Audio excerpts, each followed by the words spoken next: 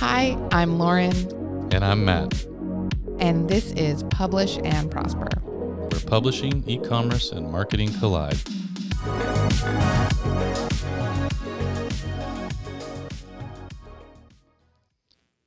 Hey everyone. Welcome back to another episode of Publish and Prosper. This is episode number 92.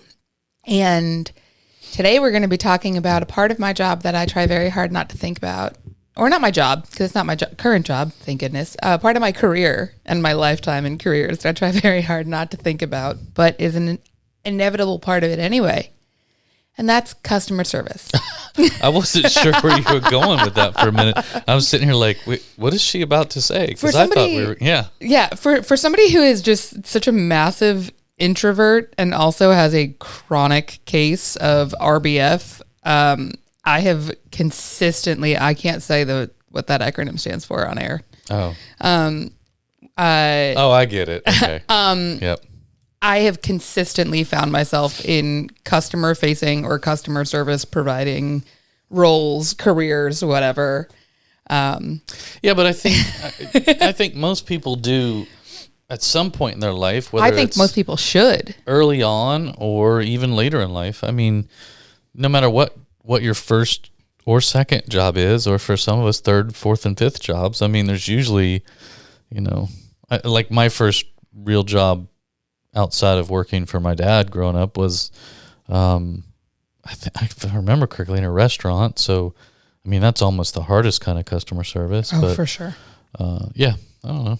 Yeah, I am of the opinion that everybody should be required to work for at least a year in some kind of customer service.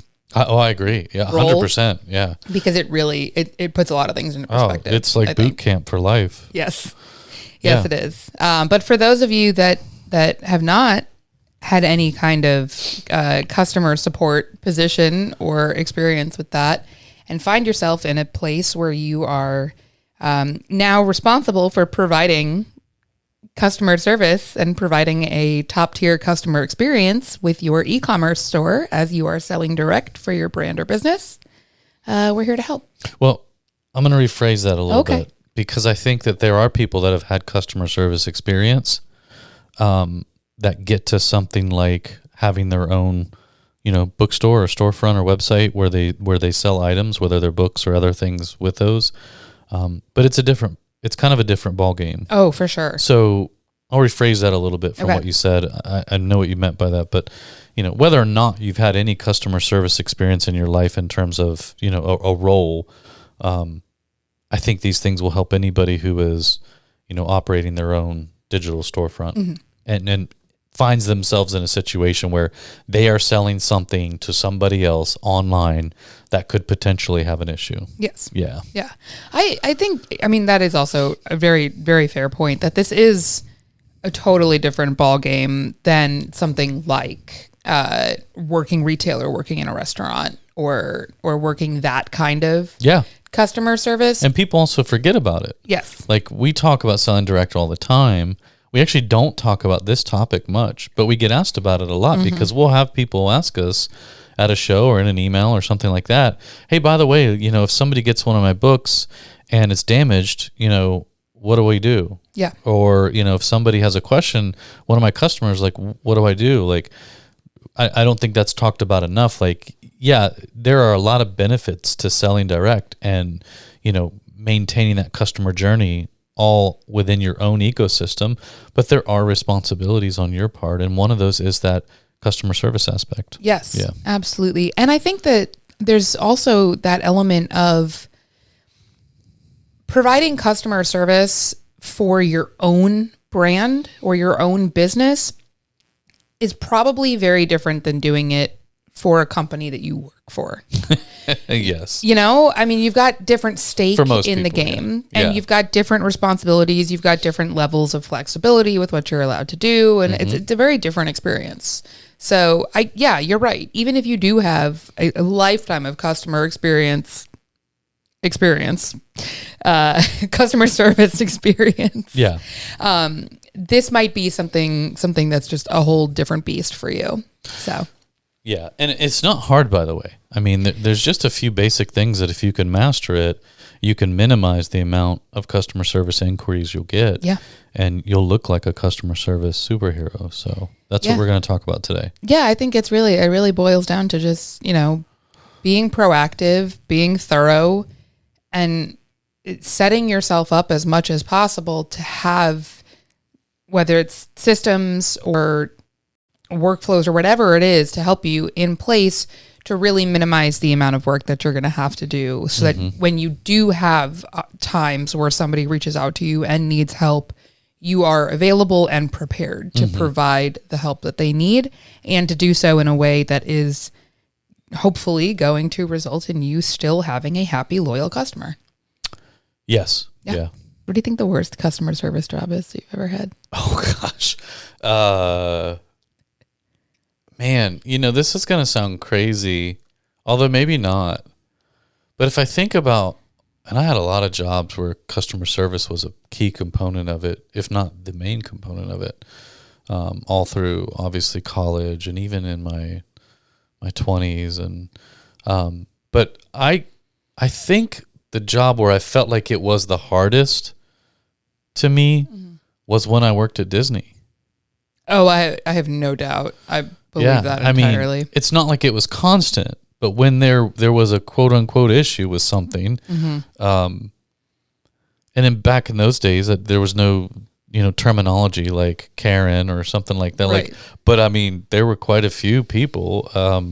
It was exponentially harder, because when you're in an environment like that, where it's supposed to be the happiest place on earth, you are somewhat hamstrung in what your options and solutions are when somebody has an issue, especially if it's a ridiculous issue. Yeah. I mean, I'm not going to pull any punches here. Like, there are times where it was just straight up stupid what they were asking for or what they were upset about. It was just like, you're just trying to be that type of person, which, in other situations, you can sometimes get out of that easier. There are more solutions. But working at Disney, there are very few exit doors, solutions, options. You just kind of have to, I don't know, smile and make them happy the best that you can. Yeah. And sometimes that was really, really tough. So I can't even begin to imagine. Yeah, it was. I always forget about that. It was pretty wild. Yeah, I'm sure. We should probably move on, actually. Yeah, no, I could do this all day. I didn't mean to derail us that much. No, that's okay. I was just curious. Well, let's just jump right into the first of the 5 tips that we're gonna talk about here, which is you really need to set or level set expectations in advance. Yes. So throughout various places on your site, or other areas that you communicate, whether it's social media or things like that. Transparency is the key, right? Transparency, absolutely. And I think just clarity and transparency in both ways. I think that there's a lot of times where we see people try to, whether it's intentional or not, they're trying to dance around whatever it is that their product. Well, if you're trying to be clever with your wording and you wind up not being super clear about what your product is, or you're trying to think outside the box and show here's a really cool image that is my product, but it's not actually an accurate image of the product. Yeah. I'm actually glad you said that, because there are so many e-commerce experiences now, brands that we like, places we shop, where it's all print on demand drop ship, which is fine. But I know from experience that when you're doing that, the distributor that you're using, or the provider that you're using, the print on demand provider, often will provide the mock-ups for you. And they're usually pretty accurate. But what a lot of people do nowadays is they're using AI to generate mock-ups. And oftentimes they're wildly off from what the actual product will look like.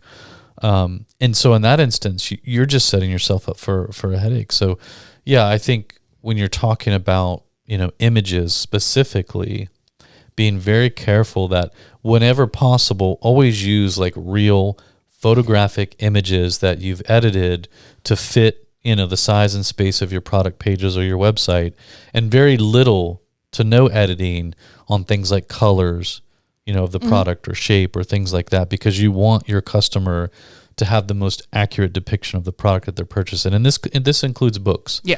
Don't have some AI generated mock-up of your book cover or whatever necessarily, if you can avoid it. Just snap a really nice, clean, tasteful photo of your book, crop it to fit the size that you need, and put it up there. I think especially when it comes to images, if you're operating under the impression that, oh, yeah, I know the book that I showed in the photo is the case wrap because I used my case wrap hardcover for the photo, but the product that I'm selling is the paperback edition of it. And it says that in the copy, in the product description on the website. People don't read. People don't read. If you have a photo on your website, even if you clarify in the copy, in the product description, they're not going to read that half the time. The irony there is so insane. I know you're behind. I know. But I like things like that all the time. Or I'll see people do like they'll use a nice AI generated product image from their book or a template, like an edited template or something, and they'll show a book in the photo that is like a 300 page paperback, and then their actual book itself is only 100 pages. Yeah. And the product that arrives in the mail is just not what the customer was expecting based on what they saw. Here's another one. Don't call it an ebook if you're going to give them a 5-page PDF download. Yeah.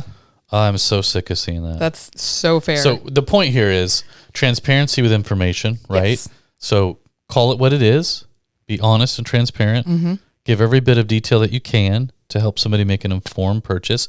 Do not be afraid that if you give them full and accurate details that they will then not purchase the product. Right. If they don't, great. You just dodged a bullet. It's unfortunate, but you just dodged a bullet. Right. You don't want somebody to buy something under false pretenses. That's just a headache you don't need. Again, product imagery. Let's make sure that the image fits the product, that you're not using some wild, crazy AI generated image of your product, your book, and it is in no way, shape, or form accurate or representative of that product or book. And product description to go with it. Like not just an image That's or right. just copy, but, provide both. And both should be clear and obvious and as thorough as necessary. Yeah. Yeah. Agreed. I think you may have said this, but if not, another one, especially within books, right? Be very clear that if this is a pre-order, that it's a pre-order, and where possible, give an estimated ship date. Yes. We've all bought pre-order products, whether they're books or shirts or collectibles or whatever. The worst thing is that it says pre-order, but there's no estimated ship date. That's a terrible idea. I guarantee you, because I've sent this email before, but I guarantee you're going to get an email a month and a half later with somebody going, "Hey, I pre-ordered this a month and a half ago. Like, when are these shipping?" You know what I mean? Make it very clear anywhere and everywhere you can what the estimated ship date is, not delivery date, what the estimated ship date is, and you will cut down drastically the number of emails or support tickets you would get if you're using a ticketing system around when is my item going to ship. Yeah. I actually thought they did a really interesting job with this, with the pre-launch of the new Taylor Swift album. Oh, here we go. But when they first announced the album, when I was at Disneyland watching World of Color, and a new Taylor Swift album was announced, and it was the greatest 5 minutes of my life. They had not yet announced the release date, but even then, the pre-orders on the website still had a date attached to the pre-order, and it very specifically said, will ship on or before, let's say October 13th or whatever it was, but then said, this is not the release date. Like they still, even though they made it very clear that the estimated shipping date was like provided to make it clear that this was a pre-order. Right. They also made it clear that was not accurate. That was just like a ballpark. But they were still like, it was really emphasizing the expectation that like, you're not getting this tomorrow. Right. Like, do not assume you're getting it tomorrow. And then when they did ultimately announce the release date, it was October 3rd. So it was close. Like they picked a date that was close to that window. Right. And that's the best that you can do, right? On a pre-order sometimes, or, it's the same as if you're doing like a Kickstarter or something like that, where there's a print fulfillment component to that. You're not always going to know the exact ship date, but you will know the general window, right? And then you can always come back in and update it when you have a more accurate date, as well as release a flood of emails to the purchasers to let them know, hey, I've got a date from the manufacturer, whatever that might be. You can now expect these to start shipping within the next 5 days or whatever that is. Yes. So. And I also want to emphasize that this is relevant not just with pre-orders, but just any product in general, especially if you are somebody who's working with print on demand products like this.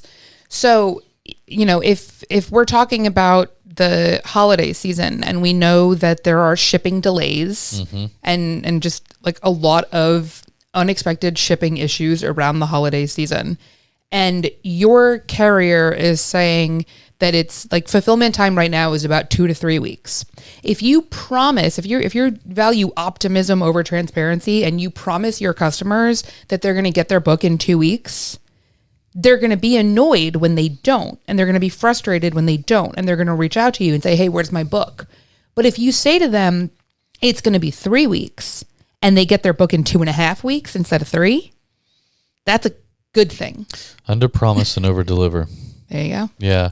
That's much nicer than my phrasing of value transparency over optimism. I mean, you'd like to do both. You'd like to be transparent and an optimist, but that's not always possible, but nonetheless, right? Under promise, over deliver in everything, really, which is essentially what you're saying. It's not always the funnest, most upbeat, sexy thing to say, like, oh, it's going to be 3 weeks potentially. But, what's worse than that is 2.5 weeks later, somebody sending you an email like, hey, where's my thing? Or 100 emails coming in with the same thing. Yes. To that end, one of the other things that we see that people aren't always transparent about, even if it's just a quick, short statement that says, I don't accept refunds, is having a return policy. Returns, not refunds, or I don't offer refunds or returns. But, understanding what your comfort level is and what your ability is to take in returns and offer refunds is really important. And then to be transparent and convey that in a way that is, again, very clear, legible, and makes sense for your customers is super important. Yes. Yeah. Yeah. So again, make sure that you're setting expectations on the front end, right? As they're going through the site, it's very clear what they're purchasing, when they could expect to receive it, what your policies are for returns and refunds. If there's anything that's specific to that product that might cause it to be delayed in shipping or some sort of seasonality component there. Making sure all of that is front and center, I think, is the first step in making sure your inbox isn't flooded with a bunch of Karens. Yeah, just help your customers make the most informed decision possible before they decide to become your customer. And then at the very least, you've covered your bases and you can say, oh, no, I did tell you this. I did tell you that it was going to take 6 weeks for the product to ship. Well, and one of the best ways to do that is with a FAQ page. An FAQ page, that's right. Taking all of those most commonly asked questions. You can find an FAQ page template perhaps out there. Frequently asked questions? Right. Frequently asked questions. I guess I could do a CAQ page, commonly asked questions. Oh, yeah. FAQ sounds better. It does. Or facts.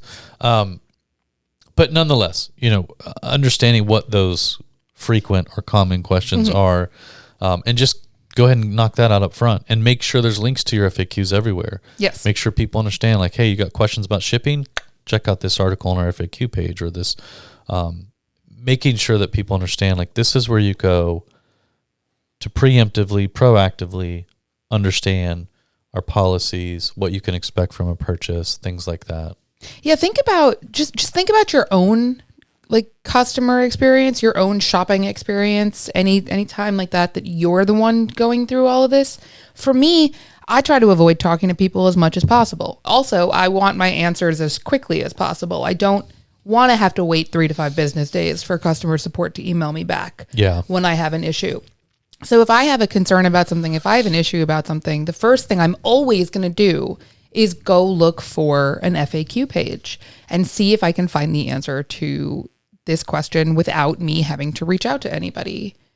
I tend to go look at my last email from them. That too. But if I've already deleted that or there's nothing in there, my next stop is the FAQ. Yes. So either way, it is extremely important. And inevitably, you're going to have somebody at some point that has a question about something. And Yes. if you can handle that, without you having to intervene as a human being, you're going to be happier. And quite frankly, they're going to be happier. Because the minute they have to actually craft an email to you or pick up a phone or, go on a social media channel and send you a DM, their frustration level is already heightened. So being able to, again, preemptively, take care of that, I think is probably the best thing you could do for yourself. I absolutely agree. And I also think that you want to be intentional with how you build this page, starting with like how you represent the questions and answers that you're including on the page here. Because if you want your customers to find this information, you have to think about it how they're going to phrase it. Yeah. So you have to think about, like, if they're sitting on Google right now and they're thinking, I need to figure out when my book is going to ship from Lulu. How do I type this into Google in a way that's going to give me an answer or link me to their website where I'm going to find the answer? Yeah. Or whatever. Even if it's like, I don't want to say it's like a little SEO boost, because not necessarily that, but if it's anything that will help your site come up when customers are searching this specific phrasing or question, like, it can't hurt. Well, yeah, I mean, again, I don't know how often somebody would be on Google searching for an answer to a question about your store or however, that being said, stranger things have happened, Yes. and absolutely people do that. And so, yes, if you've done a really good job with your FAQs page, and again, don't rely on just your post-purchase emails for questions to be answered.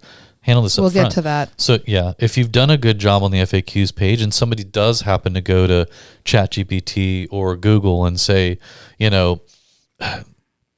shipping times from Lulu on hardcover books, you want your help articles and your FAQs to be the first thing that pops up, not some disgruntled person that, made a YouTube video 10 years ago because their book actually got delivered to their neighbor's house. They never figured that out, so they took to the YouTubes to talk trash about it. You want, your stuff to come up first. So that is a good point. While we don't typically necessarily think about SEO value when we're writing an FAQs page because it's customer service, there are people that will go and search things. So yeah, I mean, that's not a bad point. And to that end, what are some of the things that you should have on that FAQ page? That is a great question. And the short answer to that is going to be as much information as you feel is necessary and relevant to help your customers. I personally, this is going to come as a shock to everybody listening that has been listening to me yap for hours on end for 2 years straight. But I am an over-explainer. I provide, it's definitely an ADHD thing actually, but I will provide as much information as possible just in case I didn't anticipate any questions that you have. So I want to make sure that I'm really clear about what I'm saying. All right. You know, but in the interest of time, right. If you had to rattle off 6, 7, 8 things, what would be the top things? Well, definitely I would do your order processing timeline and your shipping timeline. Yep. I would also explain the difference between those two things. This is something that is relevant to print on demand more than it is to some other products and businesses. But your customers need to understand that if they choose overnight shipping as a shipping option, that doesn't mean they're going to get their book tomorrow, because that's overnight shipping is not including the production time. That's right. So the more you can explain about that, if you have the opportunity, if you are using Lulu and you want to say something like, here's a link to the life of a book video that shows you how a book is printed, made, and shipped, so you understand everything that goes into this. Yeah. Something like that you can provide that information, help your customers understand. Well, again, putting a positive spin on something that is sometimes looked at as a negative. So forget about, Lulu and print on demand books for a second. If you're selling something that's handcrafted that you make, right, and it typically takes I don't know, 3 to 5 days for you to make it. Put a little video clip of you actually making one of those items, and people can literally connect like a real human being with that process and understand, oh, okay. We've gotten so Amazoned lately where we just expect everything overnight, and not even they can fulfill that half the time anymore. So putting a very human element to your product, the production time that it takes, that really helps temper people's expectations. Absolutely, it does. I mean, also, you're serving multiple purposes right now because you're creating an opportunity for you to create some social content or video, YouTube, whatever content. You're giving yourself some content ideation there.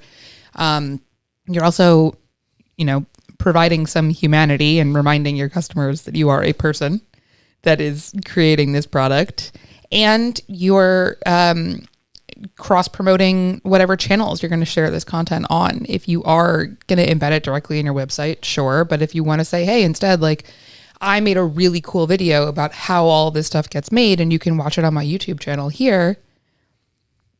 Now you're getting a fun little promo opportunity for that. But I also really think that that's like very valuable to have that kind of behind the scenes, or to have that, to put like contextualize that. I was watching a TikTok recently where somebody was talking about the difference between how you consume content once you become a creator yourself and you understand, or how you consume content, how you consume products, how you consume whatever, like the difference between going to a restaurant and being served dinner that somebody else made versus making your own dinner, and understanding like exactly how much time and work went into all of it, for sure. Some of the other things you should have on your FAQ page, if you offer different carrier options, list those out and what their typical or average delivery times are. Yes. You should have something about your return, refund, exchange policy. If there are digital assets that you provide, if somebody can buy an ebook directly from you, or a PDF download, or whatever those things are, make sure you have some instructions there, because undoubtedly you will get emails asking, how does this work, or it's not working for me, or why isn't this download opening, things like that. Other common errors or troubleshooting types of things, if something you sell is again not as simple and straightforward as a book. And then lastly, you're going to want to have contact methods, or it never hurts to give people an expectation of when they could potentially see a response from you. If you don't put that there, everybody's going to expect a response within 5 minutes.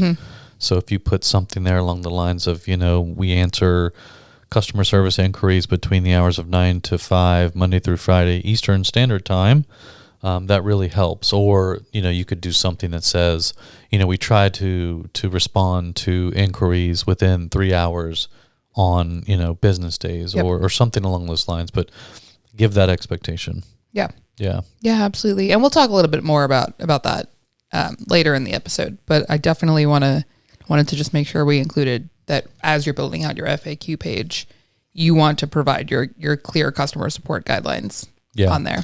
And if you want a really good example of a really good FAQ page, especially in the world of publishing and books, go look at Joanna Penn's. For years, we've kind of used hers as a baseline or a standard.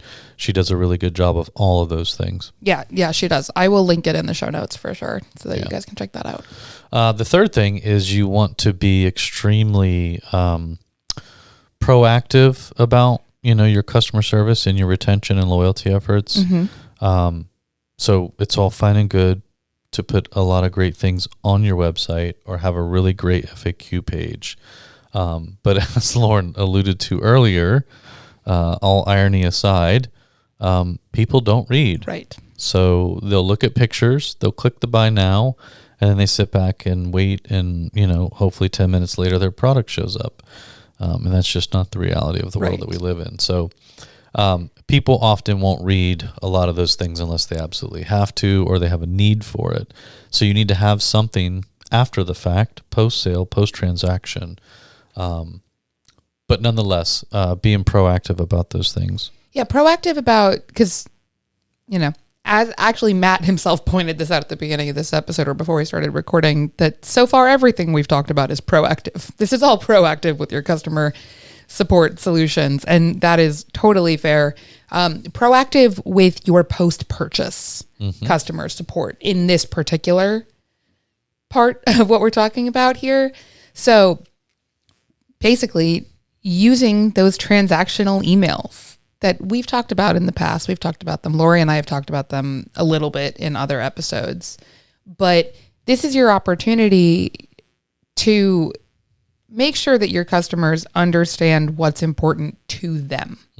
Because there is absolutely that. We live in this kind of place where people are only paying attention to what's relevant to them. And even if you said 4 different times on your website that, this is how you will receive this product, and when, they didn't process that until after they've been the one to purchase the product, and now it's relevant to them. So the best thing that you can do is to send that unique, tailored to them information directly into their inbox. Yeah. Most e-commerce platforms that you would use these days have a lot of this stuff already built in for you. You can just go in and tailor it to your brand and your products. And it's typically already set up, and you can either toggle it on or off. And then most of them also have the ability for you to build these out into a more robust ecosystem of emails and things. But, having a post-purchase email flow is extremely critical. Don't just let an email fire automatically. It says, hey, here's your confirmation. You bought this product on this date for this much. Use that as an opportunity. That's the most open email, by the way. Yep. In an inbox is a confirmation email. It is the highest open rate of any kind of email on the planet. It's almost always going to be opened. So why would you not take that opportunity to put important stuff in there, or other things, marketing types of content? Because also, by the way, if they've not subscribed to your marketing email flows, you can't send them marketing email flows.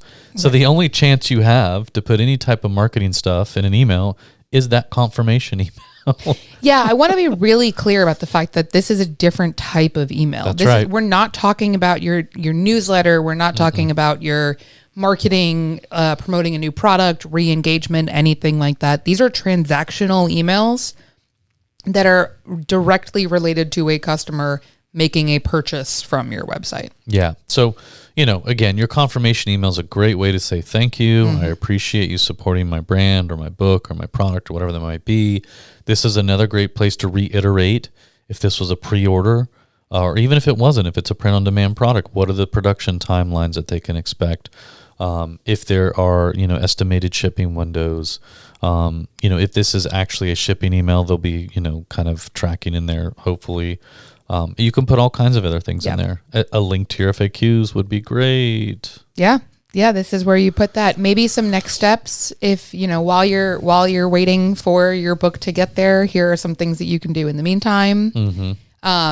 Things like, follow me on social, or come check out my website, or download this reader's guide for free so that you can sign up for my newsletter so I can send you this, whatever. This is your opportunity to do that while also providing the information that is going to solve potentially some of their problems. Yeah.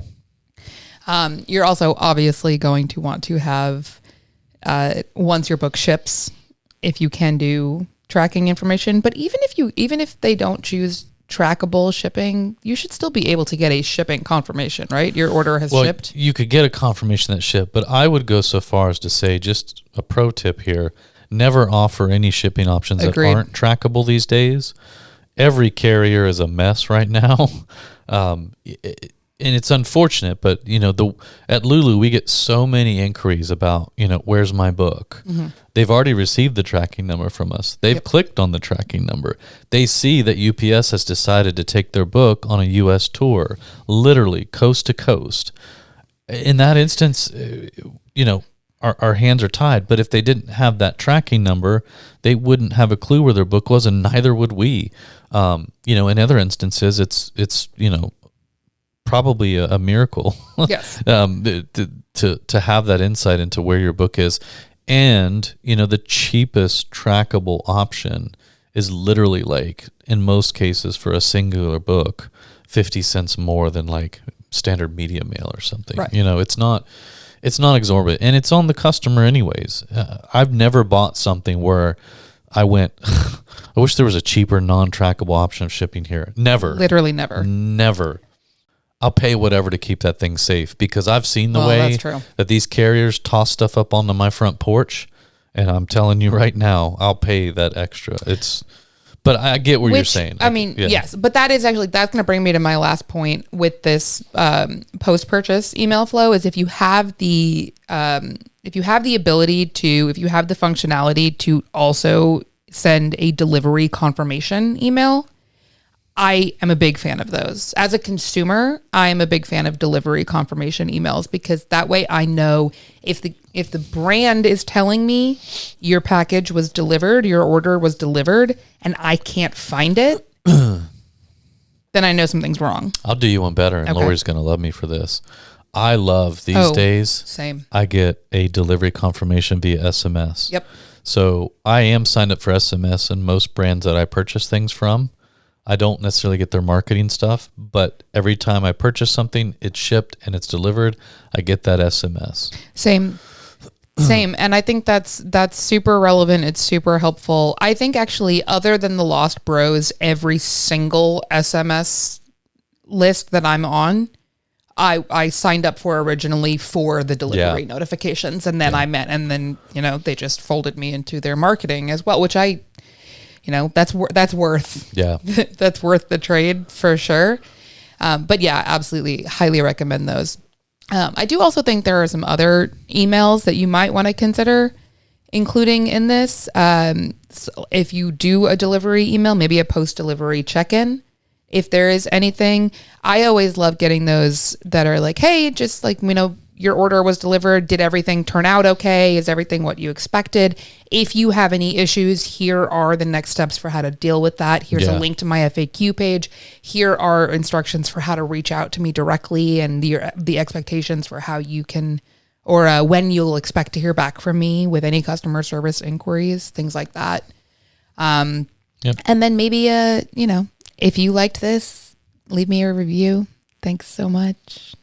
Yeah, not quite customer service, more self-service, but just like a gentle understanding that those transactional emails, they fall outside of a lot of the regulatory eyeballs and compliance eyeballs because they're not considered marketing emails. It is your opportunity, if they're not in your marketing list, to get that review or something else. So yeah. Yep. All right, fourth tip. Yep. We really want to make sure that they being your customers, your fans, your readers, your purchasers, whatever, they understand where, when, and how they can get hold of you, in touch with you, communicate with you. Yes. Before we even talk about how to clearly communicate that to your customers, I think it's really important for any small business owner, solopreneur, content entrepreneur, whatever, to have these guidelines in place for yourself. Yes. Like, it is absolutely worth taking time to say, okay, here are my rules for myself about how I'm going to handle customer support. I am only going to handle customer support inquiries Monday to Friday, 9 to 5 EST. Mm-hmm. Even if something comes in at 5:02, that is tomorrow Lauren's problem. Mm-hmm. I'm not going to answer emails on Sunday. Or maybe you're going to set the boundary of, I will not provide any support on social media. My social channels are not my support channels. I have a Google form built in on my website that people can submit that, and I'm only going to accept customer service requests that are submitted through that form. Whatever it is, create these guidelines for yourself and commit to them. Because when you start breaking them, you're setting expectations for your customers and for yourself, and those fall apart very quickly. Which, by the way, so a lot of people will hear that and go, well, why wouldn't you offer support on social media? Because a lot of brands do, but a lot of brands don't.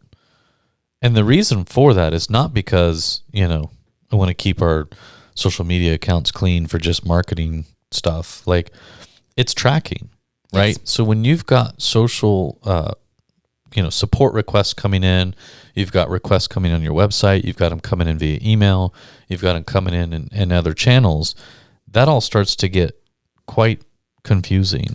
And so before you know it, you've now got a post that you just found online where somebody's like, hey, reached out to so-and-so on Instagram. They said they'd take care of this and they never did.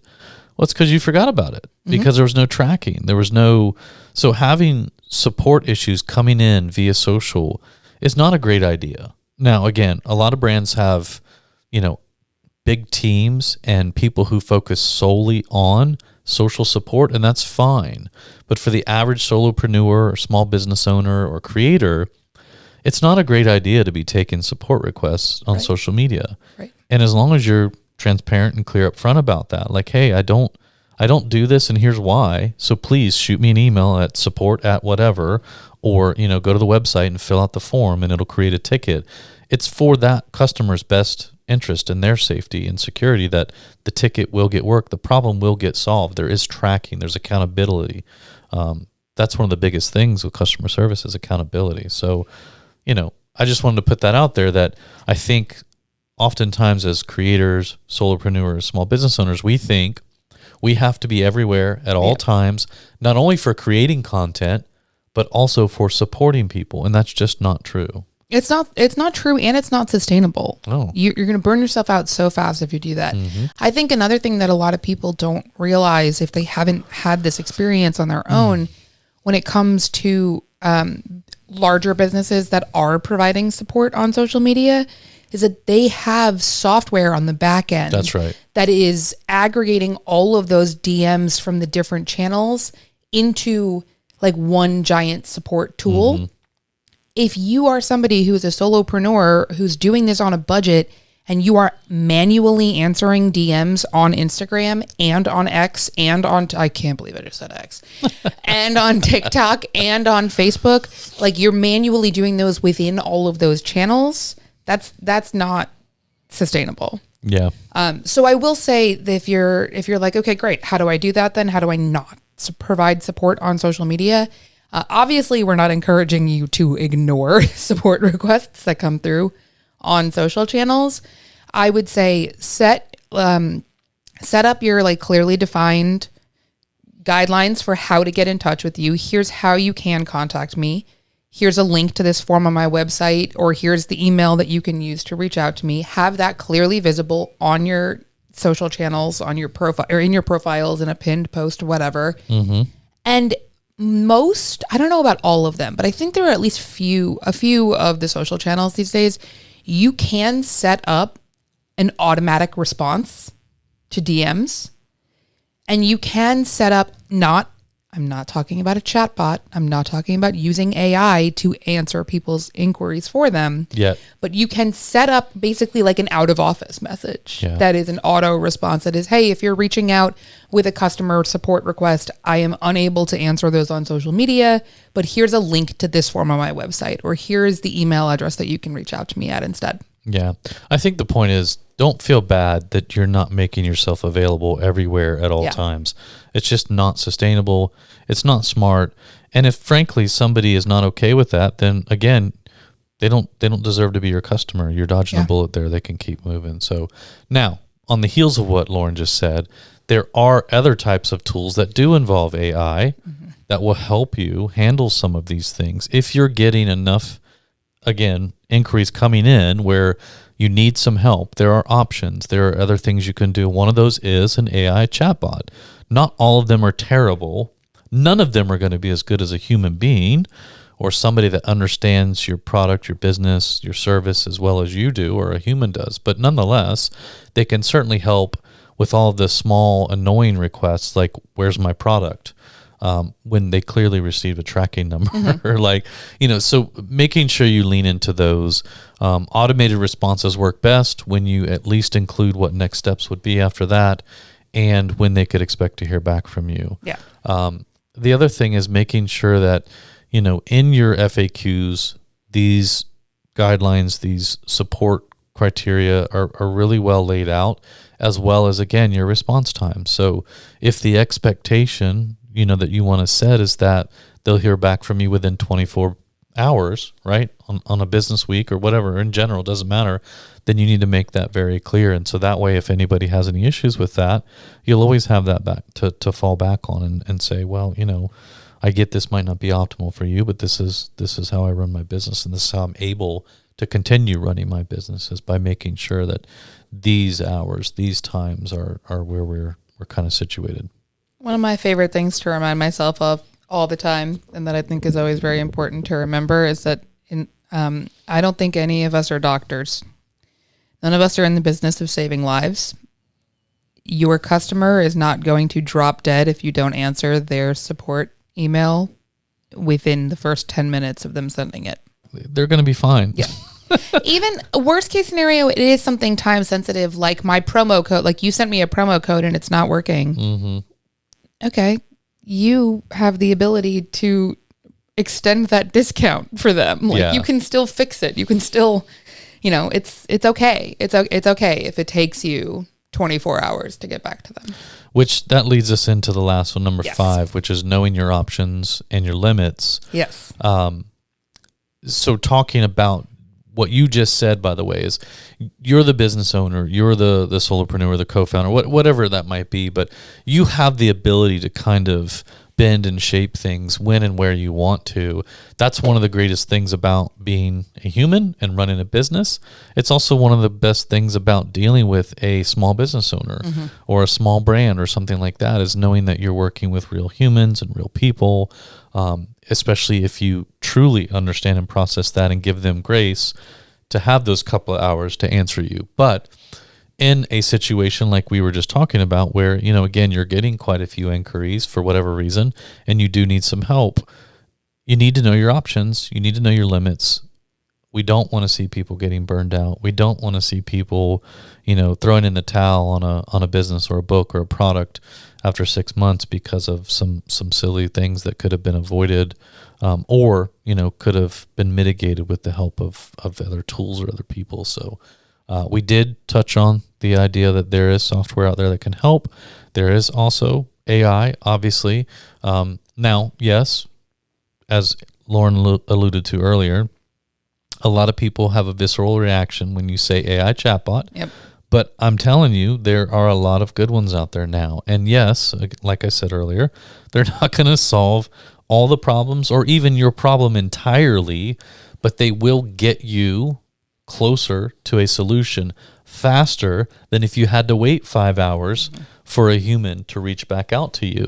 If an AI chatbot can get that process started faster to where when a human does get involved, it just goes that much quicker and the problem gets resolved faster, then why not? And it's at a fraction of the cost for you in terms of money, but also a fraction of the time that you would expend in human capital to take care of that. So even if it's something that can just do the work of providing you or setting up everything that you need in order to be able to immediately help the customer as soon as you get there. If you need their order number, their email address, their tracking number, whatever it is, people very often do not provide that information up front. They are so focused on reaching out and saying, "Oh my God, I need help. I need you to do this thing for me." And then you're like, "Okay, what's your order number so I can look it up for you?"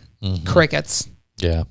Oh, okay. I can't move this along until you give me the information that I need in order to be able to help you. That's a shame. Yeah. So if you can use a chatbot or something like that to get that information for you so that as soon as you get into the chat, you can hit the ground running and help them out, that's just going to make everything better. Yeah. But I do think that, whenever possible, any kind of automation or software tools that you're using to improve this workflow for you, I would focus on stuff that helps you out on the back end and isn't necessarily customer facing. So even if it's something as simple as I'm going to take the time to set up, again, I'm using a form, a Google form embedded on my website as my main way to contact me and submit a customer support inquiry. And I'm going to take 10 minutes to set up a workflow in my Google inbox that everything from that form is being filtered into a specific folder in my inbox so that I can right away, first thing in the morning, every morning, I go click into that folder and that's where I start with whatever new emails are in that inbox. Yeah. That's something that simple could be enough to help you automate that process versus you having to manually go through and search for any support requests that you might have missed. Yep. And never be afraid to call in some pros for help. Yes. Right? Yeah. You can't do everything on your own. Nor should you. But also, genuinely, you can't, like, there are some problems that you can't solve. If there's an issue with a book, if there's a production issue with a book, you unless you are the one printing and binding the books at home, in which case, what are you doing with us? You won't be able to solve that on your own. You're going to have to reach out to Lulu and ask for help. Yeah. If a package is missing, if a customer is having an issue tracking a package, you're not UPS. You can't tell them where UPS lost their package. One of you has to reach out to UPS. Yeah, although I would argue in that instance, once a product is shipped and it's in a carrier's hands, I think the first line of defense is usually the receiver, the customer, that they have the tracking number. It's en route to their location. As a shipper, as the producer of the good, the product, the whatever it might be, you don't really have any extra pull, clarity, understanding any more than the end customer does. Both of you are working from a tracking number, and that's it. Right. The answer that FedEx is going to give you is going to be the same answer they would give your customer. So in that instance, I think it's a 50-50 toss of the coin. For me, like when I order things, and which is regularly where shipping is screwed. I just had to deal with this yesterday, as a matter of fact. Again, I don't expect that the company I ordered the product from is going to be able to solve this.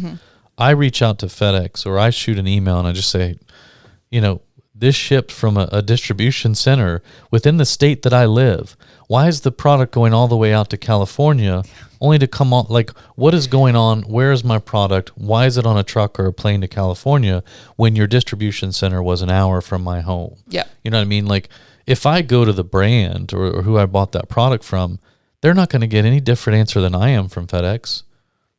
So well, yeah, but that's part of what I mean when I say know your limits. Yes. Is like know when it is acceptable and appropriate for you to say, hey, I'm really sorry that you're having this issue.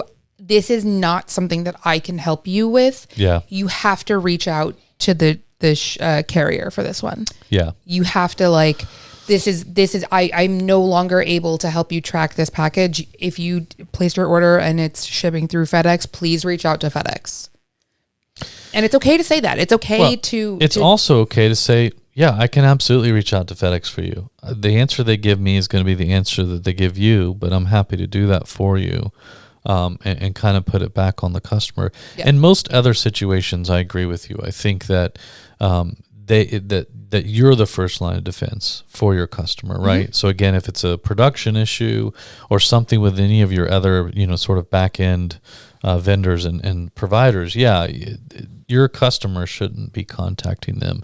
Shipping is the one outlier there, I think, where it's kind of a roll of the dice. But we did talk about this in the episode that we did on how selling direct actually works, which I will have linked in the show notes if you want to go check that one out.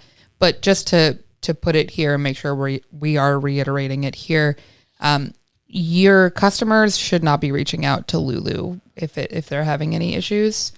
You're the middleman between them on that one.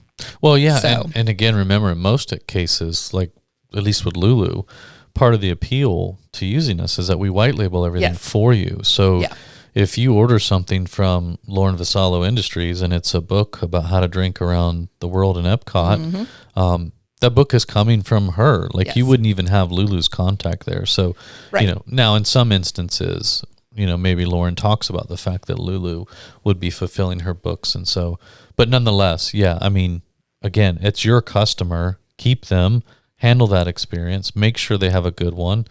You're the one that's contacting Lulu to say, hey, I have a customer, that book didn't ship. What's going on? Yes. Where's it at? Yeah. Yeah. Which I think is a really good segue into kind of our final rapid fire. Rapid fire best practices. And the first one that I want to just remind you is that a customer support issue is not that does not mean that you're about to lose a customer. And I think that it's actually an incredible opportunity for you to turn a casual customer into a truly dedicated fan. Because if you go ahead and you provide thoughtful, well-handled, like white glove service to help a customer, to really make a customer, like they had a problem and you went above and beyond to fix it, like that's a loyalty win more often than not. That's right. And I think that's like, try to view these as, I mean, obviously not all the time. Some people are impossible to please. Some people, the problem that they have isn't actually a problem that can be solved. Some people just want to complain because they like to hear the sound of their own voice. And you can't really do anything about those. Yep. But if you have a customer who has a genuine issue that you can do something about, that is an opportunity for you to really, really make a mediocre customer experience into a great one. Remember that you've been in this situation as a customer. Yeah. And so think about how you would like to be handled and treated. So when possible, solutions over explanations. Yep. I don't want to hear that, oh, this truck broke down on the side of the road, so we sent another truck to pick all the parcels up, and then this truck broke down. That's not what I want to hear. The solution is the carrier was having some major issues, so I've got another order in the works for you, en route. We should have it to you in 2 days. Yeah. Plain and simple. Yeah. Right? So solutions over explanations, I think, is always a winner. And I think the most important one is transparency and accountability. Yes. Right? So, again, when there are issues, take accountability, be very transparent with what's going on, how you're going to fix the problem, right? Solutions over explanations, and just own up to it. It's your brand. You don't have to be a doormat, but it is your brand. This experience, like you said, can either be a great one or a terrible one. Yeah. And ultimately, you're the one that's going to decide how that plays out. So yeah. And it's coming back to that point that we made earlier about the, one of the best things about working with a small business or working with a solo content entrepreneur or whatever is that human experience, and you're not working with a big box store that is just looking at you as a dollar sign that's going to add to their even bigger dollar sign or whatever. And the same goes for you. If, reminding that customer like, hey, I'm so sorry. I made a human error.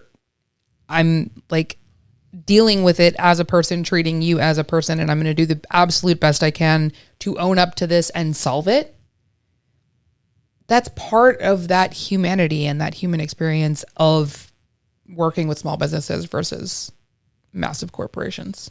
Yep. And as long as you're, transparent and genuine, it should go fine. I agree. And if it doesn't, you don't want that person in your customer base anyway, honestly. Also agree with that. Yeah. I'm a big fan of firing customers. Absolutely. Okay. Yeah. So that was 5 tips. Yep.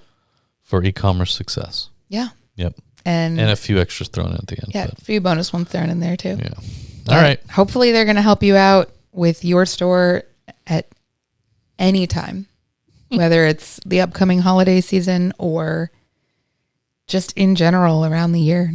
These are really important things to keep in mind. Do all the things, like, subscribe, leave us a review, send us an email if you want to complain about customer service or our customer service. Podcast at lulu.com. I love customer service stories. It's like a solid, I'd say 20% of my TikTok feed is like service workers sharing like customer service rants and horror stories and stuff like that. I'm like, yeah, I need this. So yeah. I don't need that in my life. It makes me crazy, but in a good way. Did you know you can leave comments on episodes on Spotify? I did see that was a thing now. Yeah. Yeah.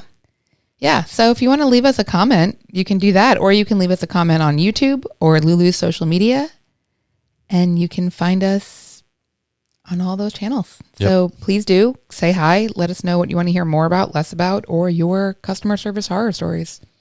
And in the meantime, we'll be back next week with another new episode. Hopefully.